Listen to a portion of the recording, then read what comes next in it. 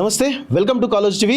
Teenmar Mallanna suspension అయినటువంటి విషయం ఈరోజు తెలంగాణలో ఉన్నటువంటి చాలా ఆసక్తికరమైన చర్చ జరుగుతోంది. ముఖ్యంగా బీసీలలో చాలా పెద్ద ఎత్తున చర్చ జరుగుతోంది. దీనికి సంబంధించి తీన్మార్ మల్లన్న సస్పెన్షన్ దాని కారణాలు ఏంటి, వారి భవిష్యత్ కార్యాచరణ ఏంటి అనే విషయంలో మనతో పాటు మాట్లాడడానికి మిర్యాలగూడ బ్లాక్ కాంగ్రెస్ ప్రెసిడెంట్ ఎవరైతే ఉన్నారో తమ్మడబైన అర్జున్ మనతో పాటు ఉన్నారు. వారిని అడిగి తీన్మార్ మల్లన్న సస్పెన్షన్ కారణాలు కావచ్చు, భవిష్యత్ కార్యాచరణ ఏ విధంగా ఉండబోతుంది, అసలు కాంగ్రెస్ పార్టీ ఎందుకు సస్పెండ్ చేసింది అనే విషయంలో వారి మాటలు తెలుసుకుని ప్రయత్నిద్దాం. అన్న నమస్తే. తీన్మార్ మల్లన్న సస్పెండ్ చేయడం వెనకాల కాంగ్రెస్ పార్టీ బ్లాక్ కాంగ్రెస్ అధ్యక్షుడిగా మీ ఒపీనియన్ ఏంటి? అసలు ఇది కాంగ్రెస్ పార్టీకి తీరని నష్టం.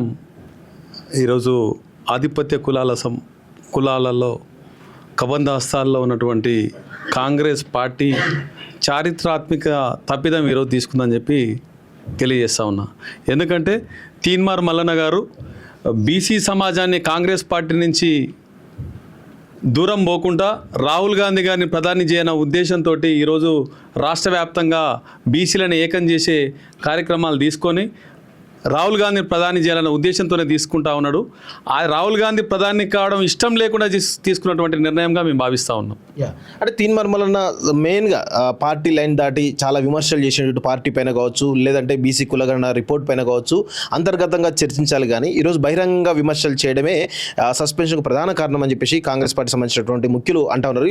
పీసీ చీఫ్ కూడా అదే మాట అంటారు. దీనిపై మీరేమంటారు? అసలు తీన్మార్ మల్లన్న వాస్తవాలని ప్రజలకు తెలియజేసే ప్రయత్నం చేశాడు. ఎందుకంటే ఎలక్షన్ మేనిఫెస్టోలో ఏం చెప్పింది కాంగ్రెస్ పార్టీ, 42% ఖచ్చితంగా కామారెడ్డి డిక్లరేషన్లో బీసీలకు రిజర్వేషన్స్ ఇస్తా అన్నది. అది ఇవ్వకుండానే ఎలక్షన్లకు పోతుంటే మల్లన్న బీసీల వాయిస్గా గలమెత్తి బీసీ సమాజానికి న్యాయం చేయడానికి ఆయన ముందరికి వచ్చిండు. ఆ క్రమంలో కాంగ్రెస్ పార్టీ రాహుల్ గాంధీ గారు ఏం చెప్పారు, కులగన్న చేయాలని చెప్పిండు.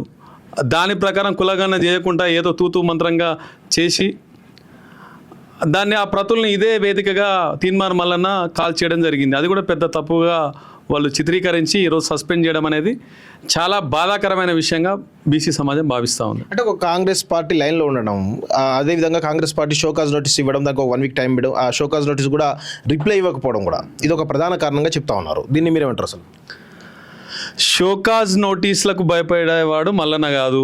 ఎందుకంటే ఆయనకు అధికారం కానీ పదవులు అనుభవించడం కానీ మల్లన్నకు కొత్త కాదు, అవసరం కూడా లేదు. ఎందుకంటే సమాజంలో అత్యధిక శాతంగా ఉన్నటువంటి బీసీలకు న్యాయం చేయాలనే ఉద్దేశంతోనే ఆయన యొక్క ఎమ్మెల్సీ అయిన కానించి కూడా ఇప్పటి వరకు కూడా అదే కొనసాగుతూ ఉంది. చట్టసభల్లో కూడా ఏ వర్గాలకైనా అట్టడుగు అణగారిన వర్గాలకు బహుజనులకు అన్యాయం జరిగితే ప్రశ్నించడం వాళ్ళ పరంగా పెద్దల సభలో కూడా వాళ్ళ హక్కుల కోసం ప్రశ్నించడం జరిగింది. కాబట్టి అటువంటి నాయకుడిని తెలంగాణ సమాజం కోరుకుంది.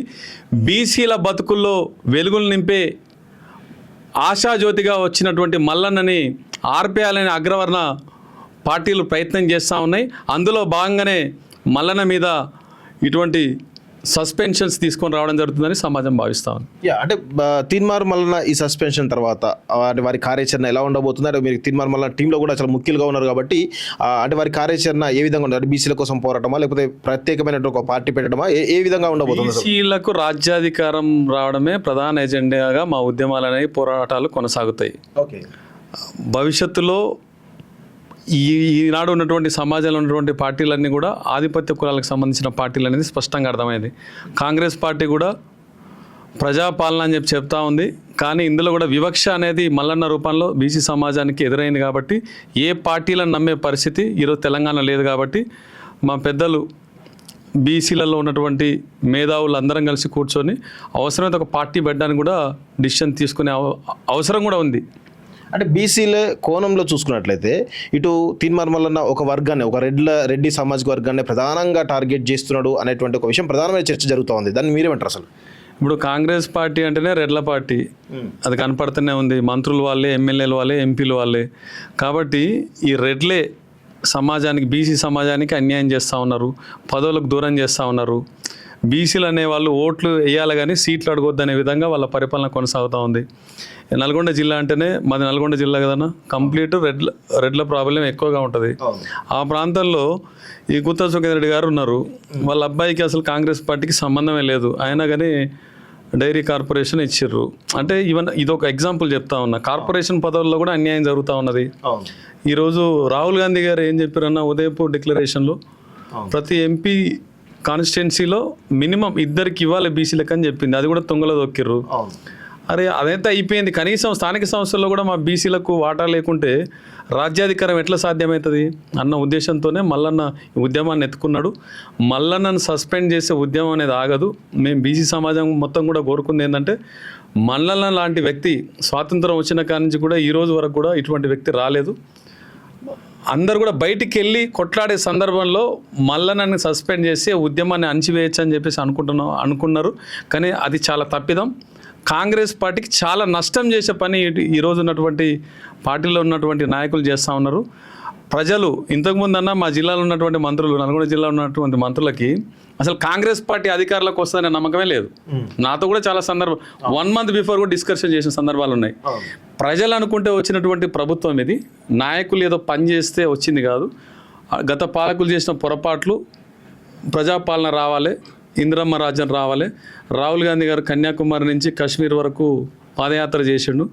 త్యాగాల కుటుంబం కాబట్టి అతన్ని ప్రధాని చేయాలనే ఉద్దేశంతో ఇక్కడ కాంగ్రెస్ పార్టీకి ఓట్లు వేయడం జరిగింది.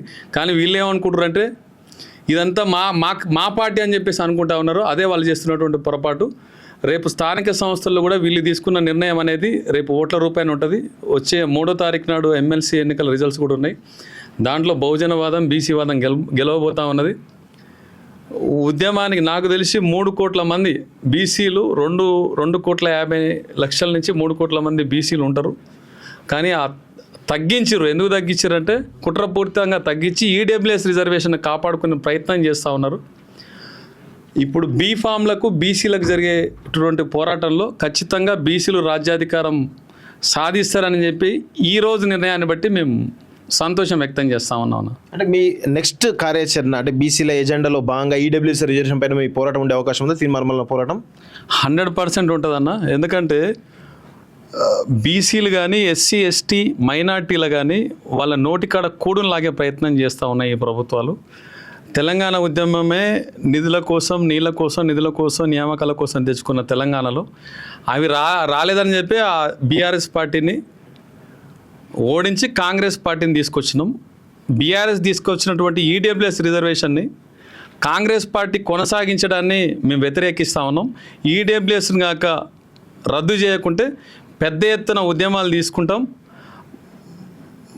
బీసీ రాజ్యాన్ని తీసుకొచ్చి బీసీ సీఎంని చేసుకొని మేమెంతో మాకంత వాటా దక్కే విధంగా రాజకీయంగా, ఆర్థికంగా, సామాజికంగా అన్ని రకాలుగా సమాన వాటాని సాధించే విధంగా సామాజిక న్యాయం కోసం ఖచ్చితంగా బీసీ ప్రభుత్వాన్ని ఎన్నుకోవడానికి బీసీ సమాజం మొత్తం సిద్ధంగా ఉంది. దానికి బహుజనులందరూ కూడా సపోర్ట్ చేసే పరిస్థితులు తెలంగాణలో ఉన్నాయన్న. అంటే బీసీలతో పాటు ఇటు ఎస్సీ ఎస్టీ మైనార్టీలు కూడా తీన్మార్ మల్లన్నకు అండగా ముందుకు సాగే అవకాశం కనబడుతుందా మీకు? ఖచ్చితంగా అన్న. ఎందుకంటే మల్లన్న ఒక బీసీల కోసం కొట్లాడతలేడు, ఎస్సీల కోసం, ఎస్టీల కోసం, మైనార్టీల కోసం కూడా కొట్లాడుతూ ఉన్నాడు. బహుజనులకు న్యాయం జరిగే కొట్లాడుతూ ఉన్నాడు. కాబట్టి అందరు కూడా సపోర్ట్ చేసే పరిస్థితులు కనపడుతూ ఉన్నాయి. ఇంత మందకృష్ణ అన్న కూడా సపోర్ట్ చేసిన సందర్భం మొన్న $1,00,000 ప్రోగ్రాం అప్పుడు. ఈయన ఒక మల్లన్న అనే వ్యక్తి, ఆయన ఒక వ్యక్తి కాదు, ఒక శక్తిగా అందరికీ ధైర్యాన్ని ఇస్తూ సమాజంలో జరుగుతున్నటువంటి అన్యాయాన్ని కళ్ళకు గట్టినట్టు చెప్తా ఉన్నాడు. మొన్న చూసినామన్నా కులగణనలో ఎంత ఉందనేది స్పష్టంగా లెక్కలతో సహా చెప్పి ఈ కులగణన అనేది తప్పు అని చెప్పినందుకే మల్లన్న సస్పెండ్ చేయడం జరిగింది. అంటే వాస్తవాలని ప్రజలకు తెలియజేయొద్దనే దురుద్దేశం ఆ కుట్రలో భాగంగానే ఈరోజు మల్లన్న సస్పెండ్ చేయడం జరిగిందని చెప్పి భావిస్తూ ఉన్నాను. ఓకే అన్న, thank you very much. So ఇది మొత్తానికైతే తీన్మార్ మల్లన్నకు కాంగ్రెస్ పార్టీలో ఉన్న నాయకుల నుంచి కూడా మద్దతు పెరుగుతున్నట్టు కనబడతా ఉంది. సో మొత్తానికైతే వారు బయటకు వచ్చేసి ఈ సస్పెన్షన్ పైన వారి వివరాలు కావచ్చు, లేకపోతే భవిష్యత్ కార్యాచరణ పైన వారు ఎలాంటి విషయాలు చెప్పబోతున్నారని చెప్పేసి కూడా బీసీ సమాజం ఎదురుస్తుందని చెప్పేసి కూడా వారు చెప్తా ఉన్నారు. సో మొత్తానికైతే తీన్మార్ మల్లన్న పైన ఎటు ఉండబోతుంది అనేది కూడా కొంత ఆసక్తికరంగా నెలకొంది. చూస్తున్నామండి college TV. Thank you very much.